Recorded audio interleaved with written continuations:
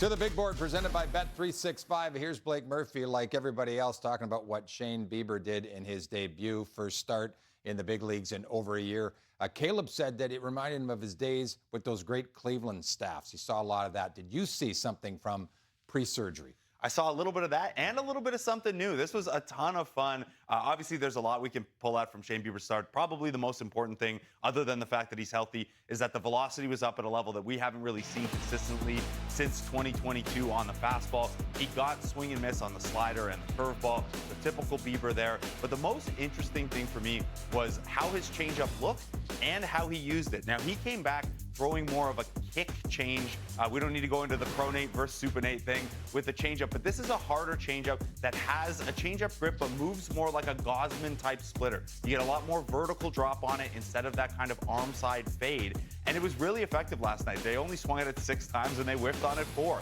He also used it almost a quarter of the time against lefties, whereas in the past, that was kind of just a show me pitch for Shane Bieber. So we know that 2024, prior to his injury, he was in the lab. He was at driveline trying to add velocity, work on his pitch design and things like that. So I'm so fascinated to see how this plays out, not only from a health standpoint, but also this is a guy who loves tweaking that stuff. And if he's found a new weapon for lefties, that changeup could be something special. And yeah, speaking of, it's a young club, certainly, that he saw last night. Don't take anything away from Shane Bieber, but one of those youngsters wasn't intimidated at all. Yeah, I mentioned the 4 swing and miss on 6 swings against the changeup. Well, Jacob Marcy got one for a single. Anyone who listens to Jays Talk Plus knows I'm a big Jacob Marcy guy, and he's been a fascinating prospect to track in the Marlins organization.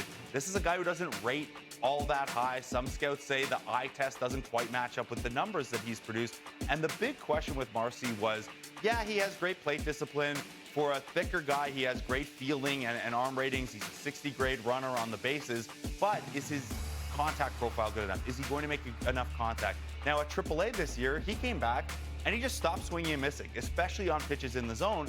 And when you have that strong a plate discipline, you already don't swing at anything outside of the zone, and your contact rate goes way up in the zone.